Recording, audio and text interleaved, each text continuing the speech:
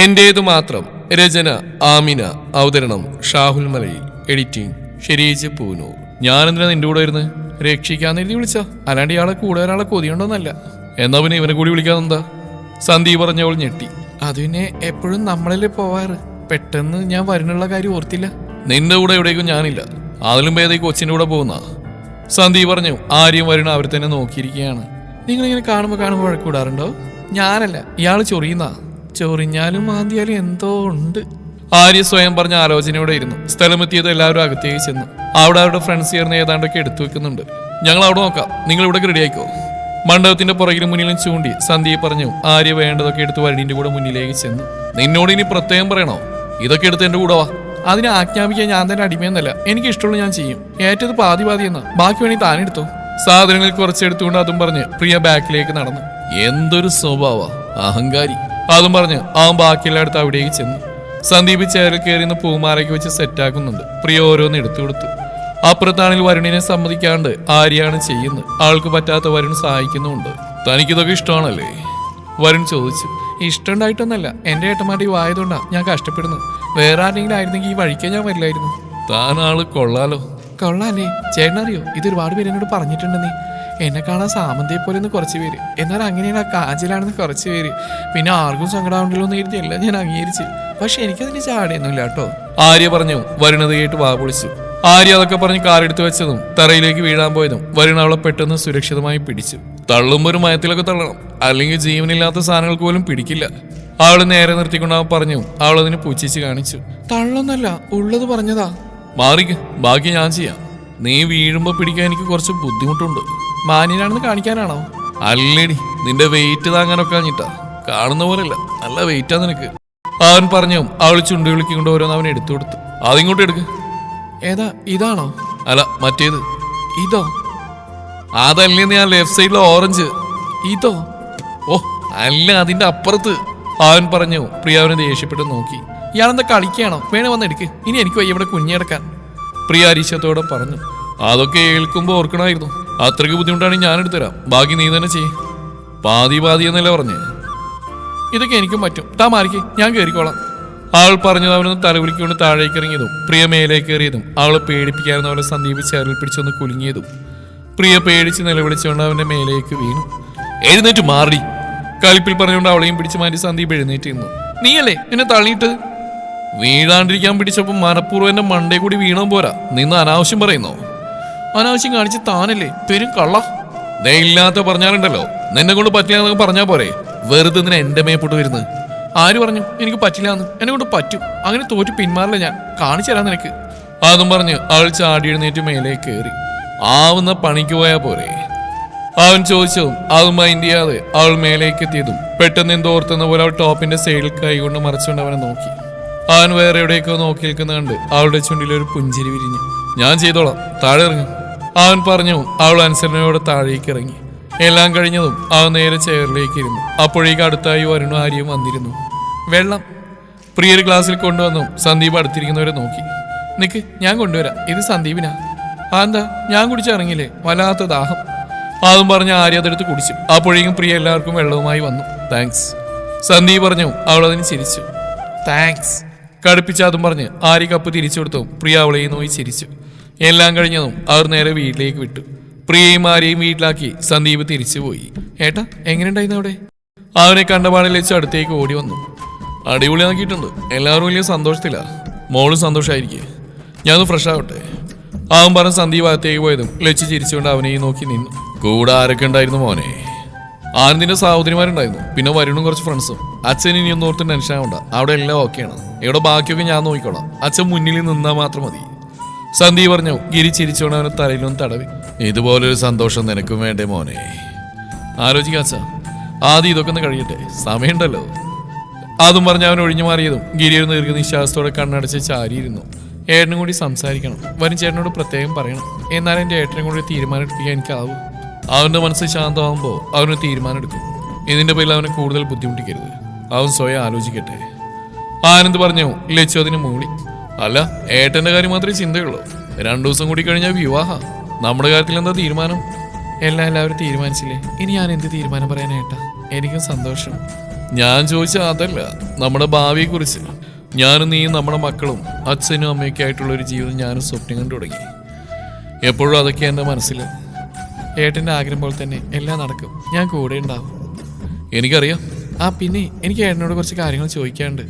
ഇപ്പം എന്തായാലും ഇല്ല, വിവാഹം കഴിഞ്ഞൊന്ന് ഫ്രീ ആയിട്ട് സംസാരിക്കാം. ഇവിടെ കുറച്ച് ബിസിയാണ്, ഞാൻ പിന്നെ വിളിക്കാം. അതും പറഞ്ഞ് ലച്ചു ഫോൺ കട്ടാക്കി എന്തോ ആലോചിച്ചുകൊണ്ട് നിന്നു. ആനന്ദിന്റെ ഉള്ളിലും അതെന്താവുമെന്നായിരുന്നു ആ നേരം. ഇന്ന് എല്ലാവർക്കും കൂടി എൻജോയ് ചെയ്യാനുള്ള ദിവസമാണ്, അതുകൊണ്ട് മാക്സിമം അടിച്ചു വിളിക്കാം. പിറ്റേന്ന് വൈകുന്നേരം ആയതും ആര്യയുടെ പ്ലാൻ പറഞ്ഞതും എല്ലാവരും അത് ശരിവെച്ചു. പാട്ടും അതിനോടൊപ്പം ചൂടുവെപ്പുമായി പ്രായം പോലും നോക്കാതെ എല്ലാവരും ആസ്വദിച്ചു. അതുപോലെ തന്നെ പ്രോഗ്രാം ലച്ചുവിന്റെയും കാവ്യയുടെയും വീട്ടിലും നടന്നു. പ്രോഗ്രാം ഒക്കെ കഴിഞ്ഞതും എല്ലാവരും തളർന്ന ഓരോ മൂലക്കായിട്ടിരുന്നു. നാളെ നമ്മൾ ഹൽദി നടത്താൻ പോവാ. ലച്ചുവേച്ചിയും കാവ്യം കൂടി ഉണ്ടായിരുന്നെങ്കിൽ നന്നായേനെ. അങ്ങനെയെങ്കിലും നീ ഒരു നല്ല കാര്യം പറഞ്ഞല്ലോ. അതൊക്കെ വേണോ മോളെ? വേണച്ചാ, ലൈഫിൽ എൻ്റെ ഏട്ടന്മാർക്ക് ഓർക്കാൻ പറ്റുന്ന നല്ലൊരുപാട് നിമിഷങ്ങൾ നേടിക്കൊടുക്കാൻ എൻ്റെ പ്ലാന്. വിവാഹത്തിന് 2 ദിവസം മുമ്പ് കുറച്ചു നേരം അവരോട് ഉണ്ടായിരുന്നു കരുതി ആരൊന്നും പറയാൻ പോകുന്നില്ല. നിന്റെ ഇഷ്ടം പോലെ ആയി നടക്കട്ടെ, അമ്മ പറഞ്ഞു. ആര്യ ഇത് കേട്ട് സന്തോഷത്തോടെ തുള്ളിച്ചാടി. ആരെന്തും ആദ്യം കൂടിയാ കേട്ട് ആര്യ എടുത്തു നോക്കി ഡാൻസ് കളിക്കാൻ തുടങ്ങി. അത് കണ്ടത് എല്ലാവരും ആർത്തി വിളിച്ച് ഡാൻസ് ചെയ്തു. പിറ്റേന്ന് ആര്യയുടെ ആഗ്രഹം പോലെ തന്നെ ലച്ചുവും കാവ്യ അവിടെ എത്തി, കൂടെ ഫാമിലിയും. പക്ഷെ ആദ്യക്കും ആനന്ദും അവരൊന്നും കാണാൻ പോലും കിട്ടിയില്ല.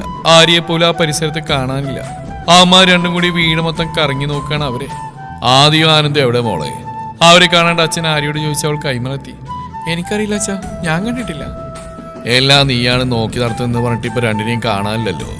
കല്യാണം നോക്കി നടത്താന്ന് ഞാൻ പറഞ്ഞു. ഏട്ടന്മാര് ഞാൻ നടത്തിയാൽ നടക്കില്ല, അതുകൊണ്ട് തന്നെ വേണ്ടെന്ന് വെച്ചു. ഇവിടെ എവിടെയെങ്കിലും കാണും. അവന്മാരെ ഞാനിനി എവിടെ പോയി നോക്കാനാ ദൈവമേ. അച്ഛൻ എങ്ങോട്ടും പോകണ്ട, ഏട്ടന്മാർ ഇങ്ങോട്ട് വന്നോളൂ, ഇപ്പൊ ശരിയായി തരാം. അതും പറഞ്ഞില്ല അവൾ മൈക്കെടുത്ത് കയ്യിൽ പിടിച്ചുകൊണ്ട് ചുറ്റും നോക്കി. വധുക്കളെ അന്വേഷിച്ച് കറങ്ങുന്ന എന്റെ ഏട്ടന്മാർ എത്രയും വേഗം ഹാളിൽ എത്തേണ്ടതാണ് എന്ന് നിങ്ങളുടെ കുഞ്ഞിപ്പെങ്ങൾ ആര്യ ഒപ്പ്. അത് നമ്മളെ വിളിക്കുന്നേ? നമ്മളെ തന്നെ ഇവിടെ നാട്ടുകാരെ കൂടി അറിയിച്ച് നാട്ടിക്കാൻ ഇറങ്ങിയാണോ? നീ വാ, ഇല്ലെങ്കിൽ അടുത്ത അനൗൺസ്മെന്റ് കേൾക്കാം, അവരോട് കാണും. ആനന്ദ് പറഞ്ഞു. ആദ്യം അവൻ്റെ ഒപ്പം അവിടേക്ക് ചെന്നു. എല്ലാവരും അവന്മാരെ നോക്കി കളിയാക്കി ചിരിക്കുകയാണ്. അവർ ആര്യയുടെ അടുത്തെത്തിയതും അവൾ അവരെ നോക്കി നന്നായി ചിരിച്ചു കാണിച്ചു. ഞങ്ങളെ നാണം കെടുത്തു അല്ലേ? ആനന്ദ് ദയനീയമായി ചോദിച്ചു. ഇന്നുകൂടിയല്ലേ ഏട്ടാ, നാളെ തൊട്ട് ശരിയാക്കാം. അവരൊക്കെ എവിടെ? ആദ്യം ചുറ്റും നോക്കിക്കൊണ്ട് ചോദിച്ചു. ആര്? ലച്ചും കാവ്യം. അവര് പ്രിയയുടെ കൂടെ ഉണ്ട്. നിങ്ങൾ കാരണം പ്രത്യേക പ്രൊട്ടക്ഷൻ കൊടുത്തിരിക്കുക അവരെ. അതെന്താണ്? ഞങ്ങൾ അവരെ പിടിച്ച് വിഴുങ്ങോ? നാളെ കഴിഞ്ഞ കെട്ടാ. പിന്നെന്താ? നാളെ കഴിഞ്ഞാലല്ലേ, ഇന്നല്ലല്ലോ. അതുകൊണ്ട് എന്റെ മക്കൾ അകത്തേക്ക് ചെല്ല്. അച്ഛൻ പുറകിൽ വന്ന് പറഞ്ഞു. രണ്ടും അച്ഛനെ ദയനീയമായി നോക്കി. അകത്തേക്ക് ചെന്നു. എല്ലാവരും കൂടി നിൽക്കുകയാണ്. അവരെ കണ്ടതും എല്ലാവരും 2 ഭാഗത്തേക്ക് നിന്നു. ഇതെന്ത് ചടങ്ങാടാ? ആദ്യ ഹാളിൽ നടുവിലായൊരു തുണി കെട്ടിയിരിക്കുന്നതുകൊണ്ട് ചോദിച്ചു. എനിക്കറിയില്ല, ഇതാരെങ്കിലും ഉണ്ടാവും. അയ്യേ, അതിനോട് ആരും പബ്ലിക്കായിട്ട് മുണ്ടിലാണ് നിൽക്കുന്നത്. അവിടെ നിന്ന് സംസാരിക്കാണ്ട് ഏട്ടന്മാരെ ഇങ്ങോട്ട് വാ, നമുക്കിട്ടിരുന്ന് സംസാരിക്കാം. പെട്ടെന്ന് ആര്യ പറഞ്ഞു. രണ്ടോടെ അടുത്തേക്ക് ഒന്നറിയാതെ ചെന്നു. എന്താ അമ്മ ഇതൊക്കെ? ഞങ്ങളെ കൊല്ലാൻ വല്ലതും ആണോ? എനിക്കൊന്നും അറിയില്ല, ആര്യയുടെ പ്ലാനല്ല. അപ്പൊ പിന്നെ എന്തെങ്കിലും പണിയാവും. അവർക്ക് വന്നിട്ട് പോയി കാണും. വെറുതെ അന്വേഷിച്ചെന്ന് മാത്രം മിച്ചം. ഏട്ടന്മാർക്ക് അവരെ കാണുന്ന ആഗ്രഹമുണ്ടോ? പിന്നില്ലാണ്ട്. ഒന്ന് കാണിക്കടി മോളെ. എന്ത് തരും കാണിച്ചാ? അതിനും കൈക്കൂലി വാങ്ങുന്നു. അന്ന് പൈസ തന്നില്ലേടി? അതന്ന്, ഇത് ഇന്ന്. ഞാൻ അന്ന് പറഞ്ഞ ഓർമ്മയുണ്ടോ? ഇനി എന്റെ സഹായം നിങ്ങൾക്ക് വേണ്ടി വരും.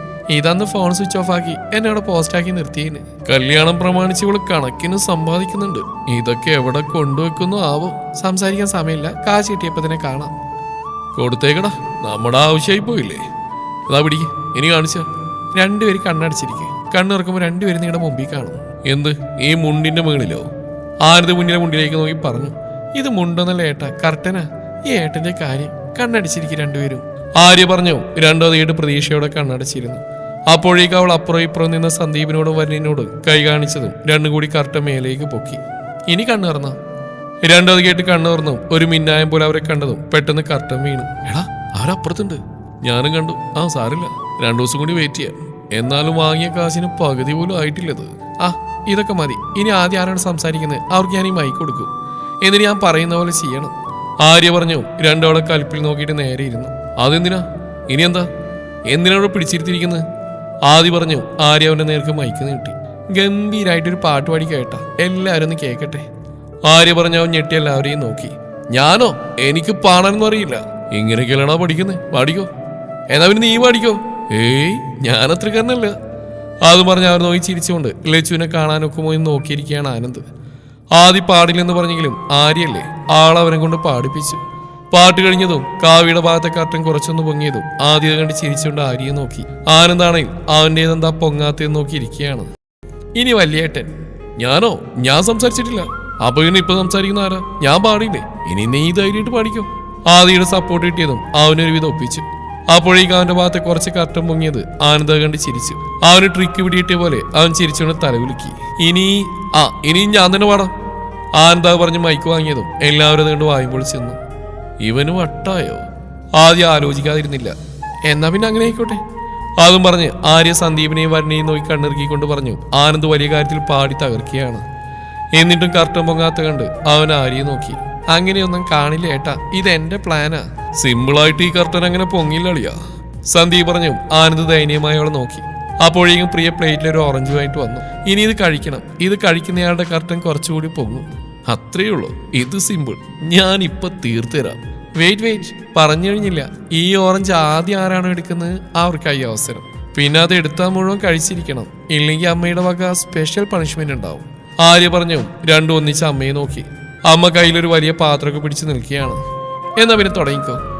ആര്യ പറഞ്ഞ് രണ്ടും ഒന്നിച്ച് കൈ നീട്ടിയതും ഓറഞ്ച് കിട്ടിയ ആനന്ദിനായിരുന്നു. അത് കണ്ടത് ആദ്യം നിരാശയോടെ അവനെ നോക്കി. ഇത്രയും കഷ്ടപ്പാടെന്തിനാ?